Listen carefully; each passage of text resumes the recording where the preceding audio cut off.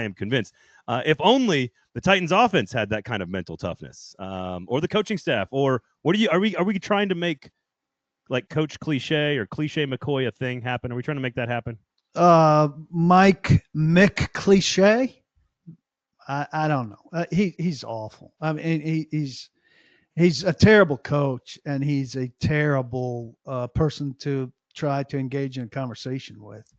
And I just think he runs counter to anything that is any of the qualities you want in an interim, where you're going to try new stuff, and you're going to push the envelope a little bit and all of that kind of stuff. He doesn't do.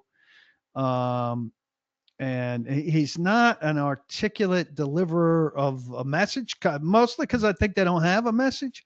But I can't see how you would choose him to be in front of 53 guys in a 17-man practice squad that they have now to convey any sort of message.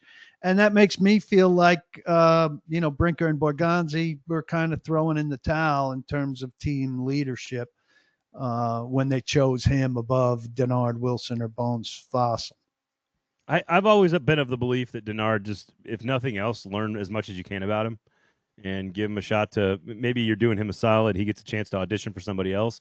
But all things, if something goes incredibly well, then all of a sudden you've got a candidate that you can put into the mix. I always thought that would be interesting. I think McCoy is the safest choice of the group for sure. The question is, though, does it actually matter? Like, do you think it's negatively affecting the development of the young players, which is the most important thing from Yes. here on out? You think Yes, it I is? do.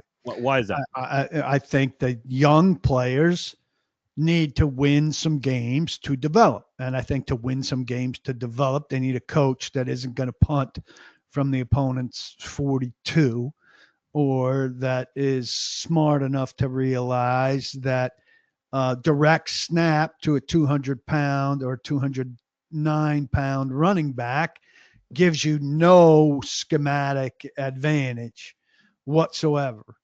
And he is neither of those coaches.